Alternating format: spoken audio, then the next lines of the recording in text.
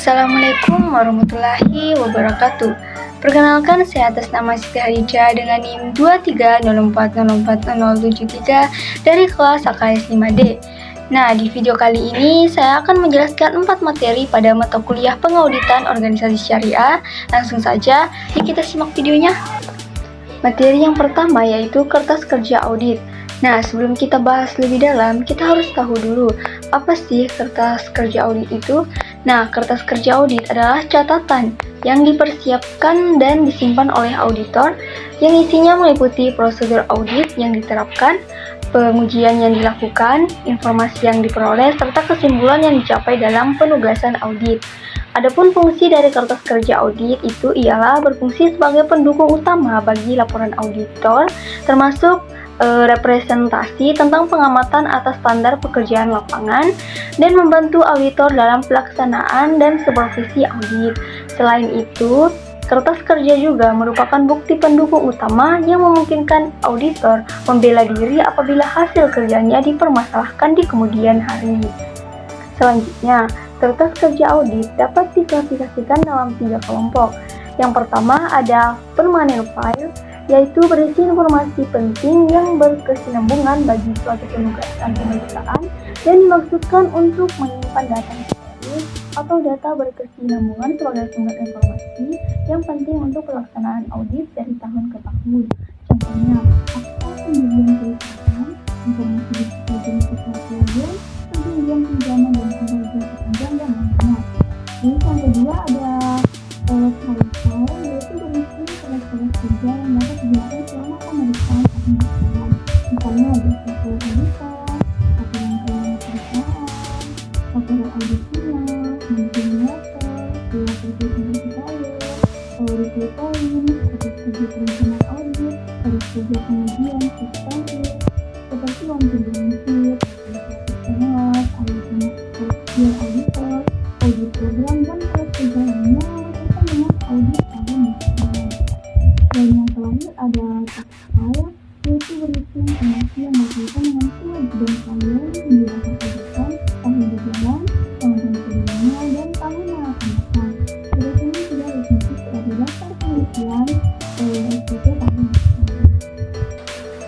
Materi yang kedua yaitu produk bank syariah, pemeriksaan syariah.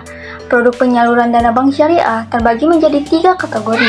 Yang pertama ada prinsip jual beli atau BAI, terdiri dari murabahah yaitu cicilan dengan margin keuntungan, salam yaitu pesanan barang pertanian, bayar di muka, dan istisna yaitu pesanan manufaktur atau konstruksi bayar bertahap.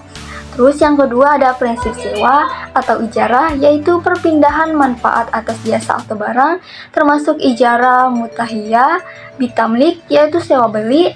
Terus yang ketiga ada prinsip bagi hasil atau syirkah, terdiri dari musyarakah yaitu kerjasama modal dan usaha, dan mudarabah yaitu 100% modal dari bank, keahlian dari nasabah. Selanjutnya produk penghimpunan dana. Yang pertama ada wadiah atau titipan, biasanya digunakan untuk giro di mana bank bertanggung jawab atas keamanan dana dan boleh memberikan bonus yang tidak diperjanjikan. Terus yang kedua ada mudarabah, digunakan untuk tabungan dan deposito, keuntungan dibagi berdasarkan nisbah yang disepakati. Kemudian jasa dan akad pelengkap meliputi wakalah atau perwakilan, kafalah atau garansi, sarf atau valuta asing, kard atau pinjaman kebajikan, ran atau gadai, dan hiwalah atau alih utang. Dan yang terakhir, pemeriksaan bank syariah bertujuan untuk memastikan kepatuhan seluruh aktivitas bank terhadap prinsip Islam, meliputi perencanaan, peninjauan kontrak, pengujian transaksi secara sampling, dan pelaporan hasil temuan yang dilakukan oleh Dewan Pengawas Syariah atau DPS dan Bank Indonesia untuk menjamin kesehatan dan transparansi bank. Nah, untuk materi yang terakhir yaitu prosedur audit penilaian kesehatan bank syariah. Pertama, dalam audit bank syariah, auditor harus mengumpulkan bukti audit melalui berbagai prosedur seperti inspeksi, observasi, konfirmasi, penelusuran, vouching, penghitungan, scanning, hingga pelaksanaan ulang.